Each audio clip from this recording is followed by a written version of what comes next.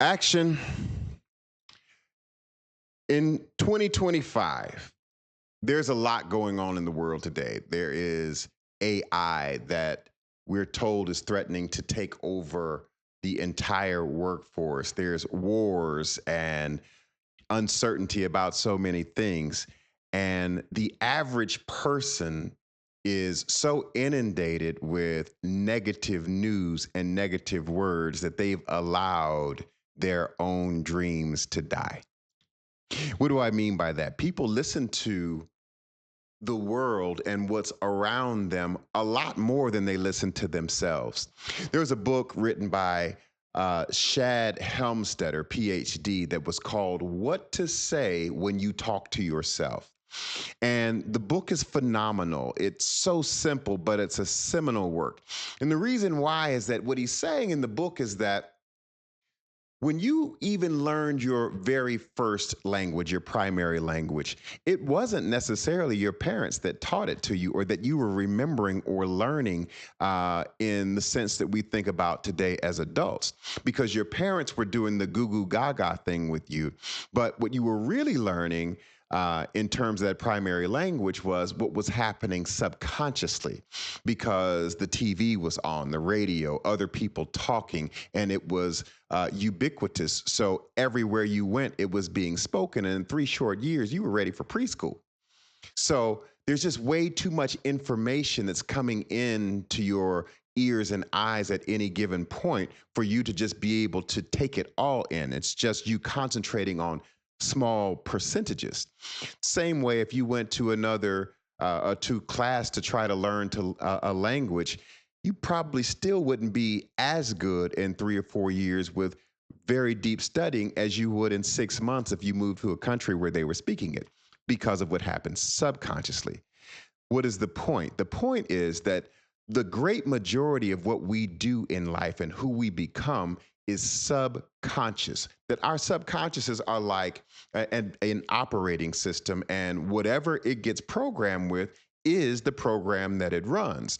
And so we've been listening on a regular basis to the news and social media and clickbait. And if it doesn't bleed, then it doesn't lead. All you hear on the news is murder, death, kill, war. But what about you? What are you saying to yourself? Maybe it's time that we go on a fast. Typically, when we talk about fasting, we think about food. But what about fasting from the news, fasting from certain shows and certain types of music, and then also people who don't serve you well, and then begin to replace that with the movies, images, words, books that are in alignment with who you actually are. What do I mean by who you actually are? As we move forward into the world from children into who we are today, what happens is you are born into this family, and this family gives you a name. You didn't choose your name. As a matter of fact, do you really need one except for people to know what to call you when they are needing you? Other than that, you just say I all the time when you're referring to yourself. They gave you not only a name, they probably gave you religion, they gave you values, they gave you a way of doing things that it was considered the right way. And none of that was actually you. And then you get to a point where you're an adult and you're thinking to yourself, well, who am I? Interesting thing about that.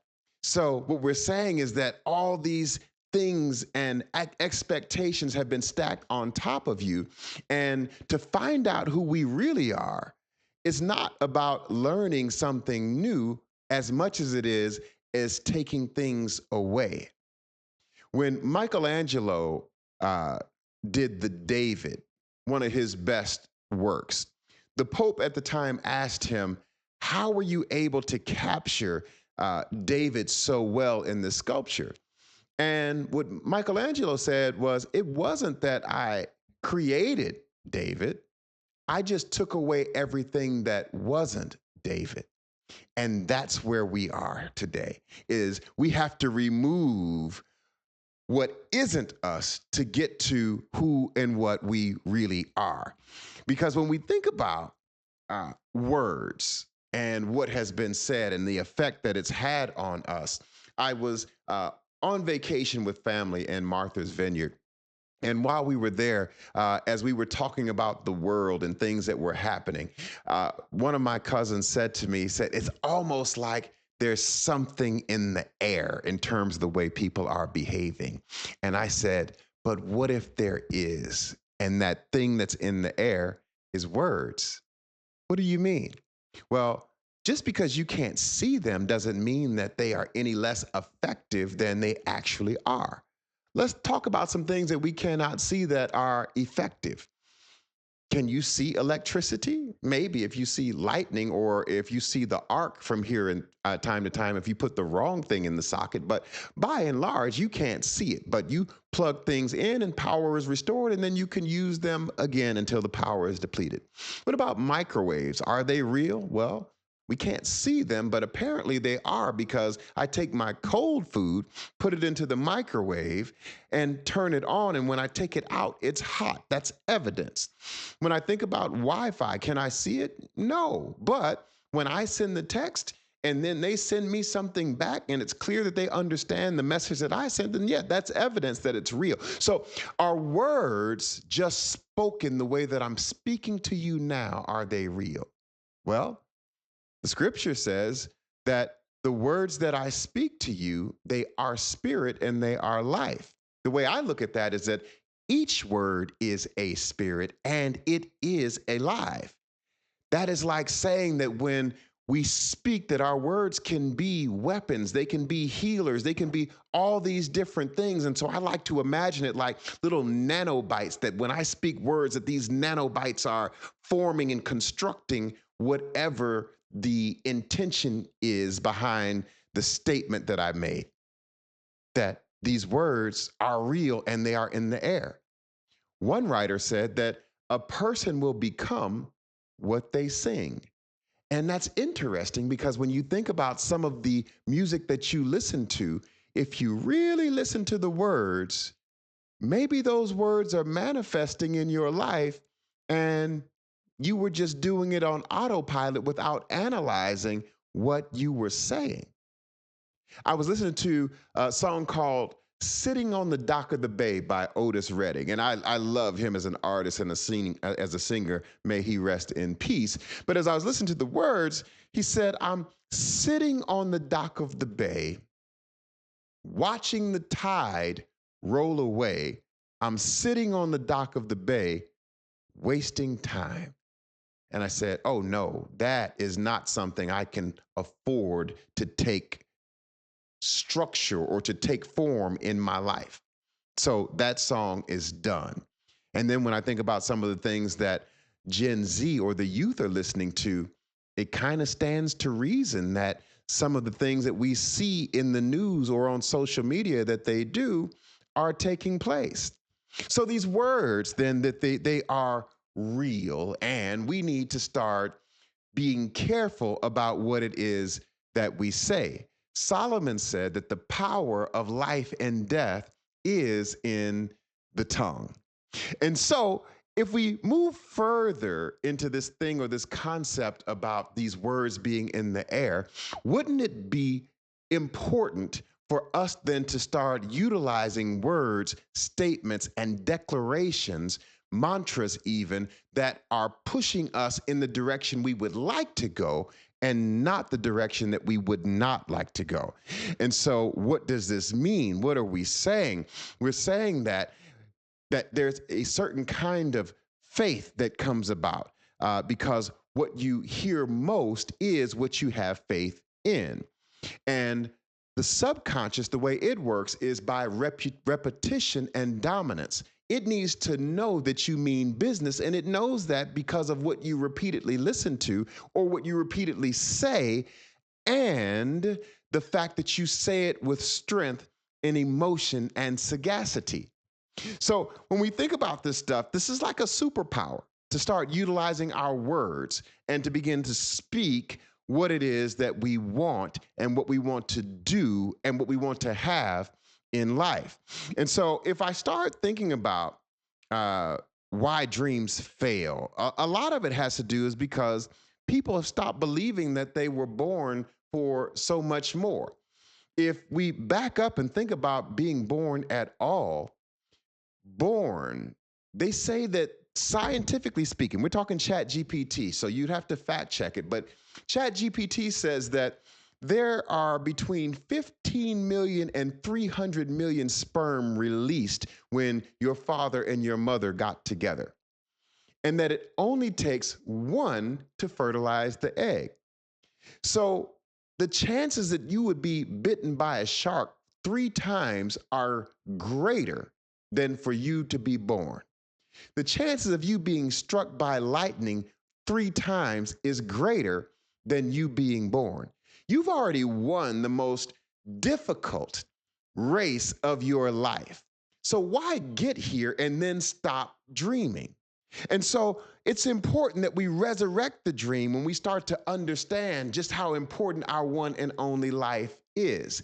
We're not here just to pay bills and be frustrated and upset and angry, but with every arduous time in our lives, there should be some pleasure as well. There should be this balance that we kind of earn our leisure, as one company calls themselves.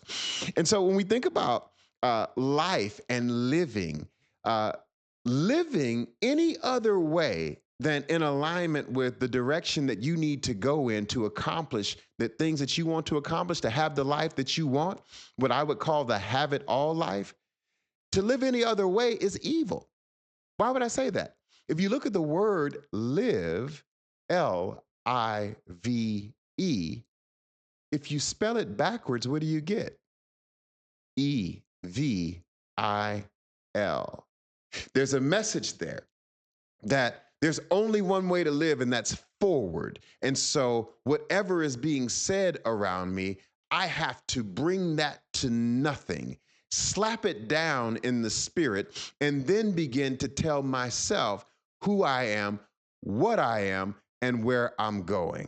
And so, that is going to take me understanding my purpose. And purpose is the original intent for why something is created. And I'm telling you that your life was not an accident, that you were born for a purpose, period, the end, not up for discussion. And so, because of this, I recognize that so many people are going to need coaching. They're going to need consulting. They're going to need training and help to get themselves back on track, to resurrect their dream and recognize that they are here for a reason.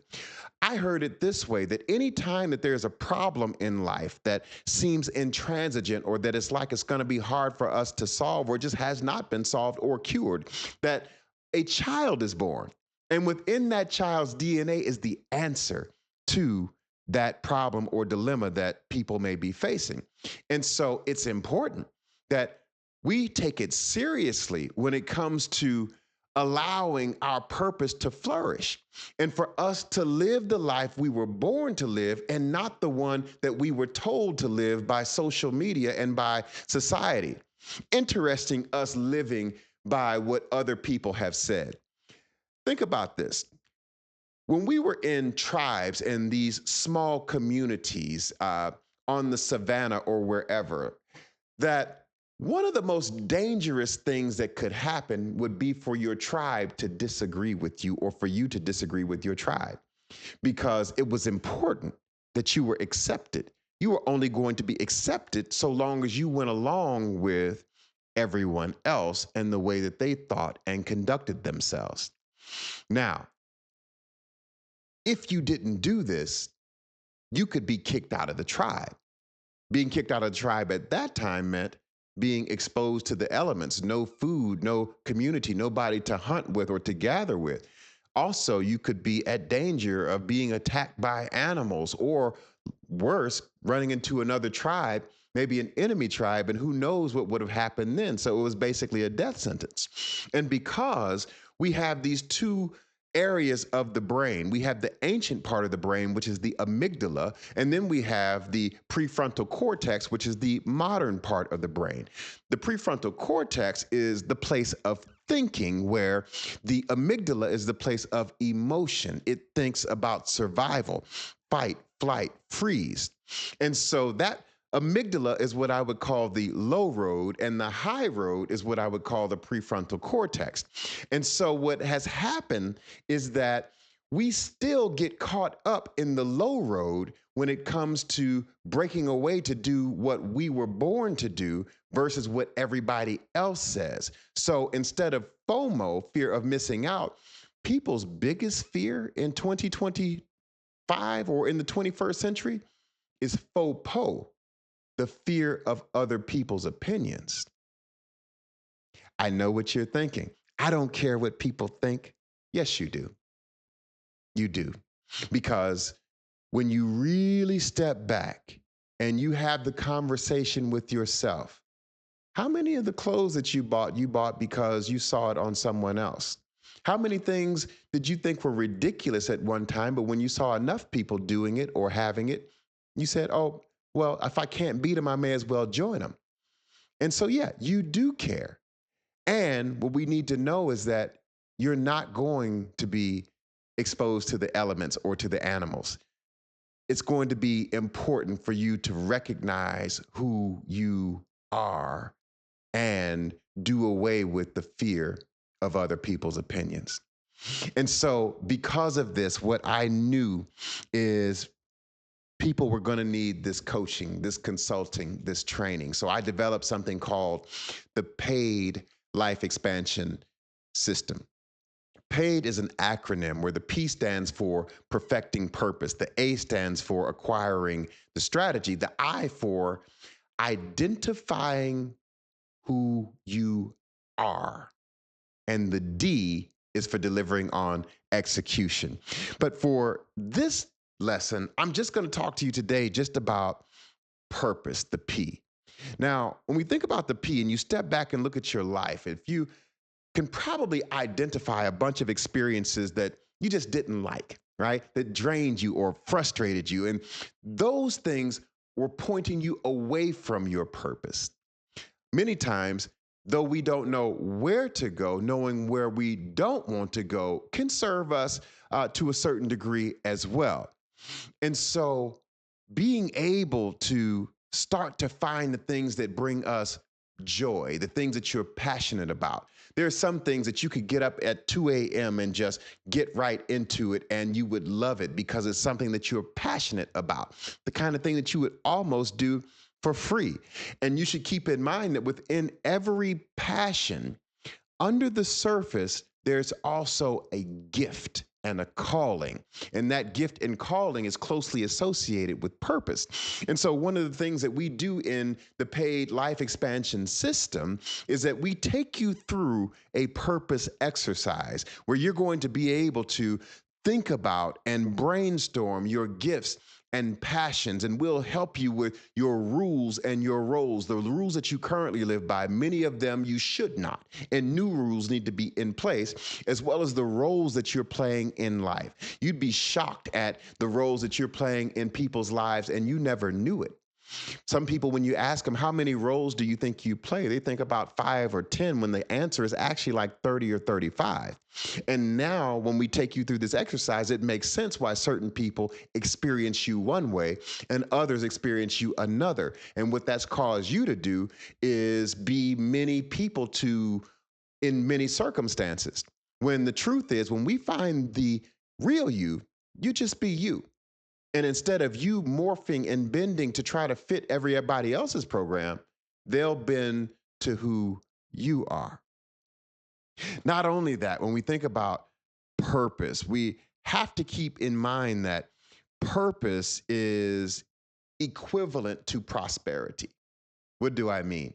Some people will have a purpose and they say, well, I can't do that because there's not enough money in it. I would challenge you on that.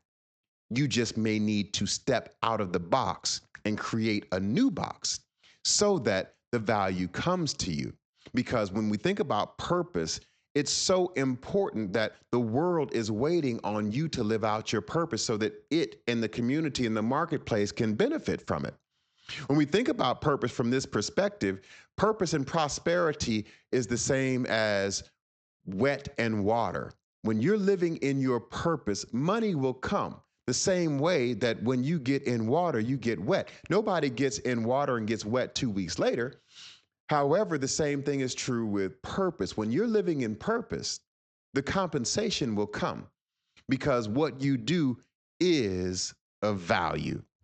And you got to keep in mind that when people are thinking about living in purpose, they're like, yeah, Carl, that's what I want to do. That's what I need to do. It's just that I don't know how. And so that's why I invite you to join the paid life expansion system. Because in that system, I'll be your coach, I'll be your consultant, I'll be your trainer. I'll show you exactly how you can live out that purpose and begin to have it all.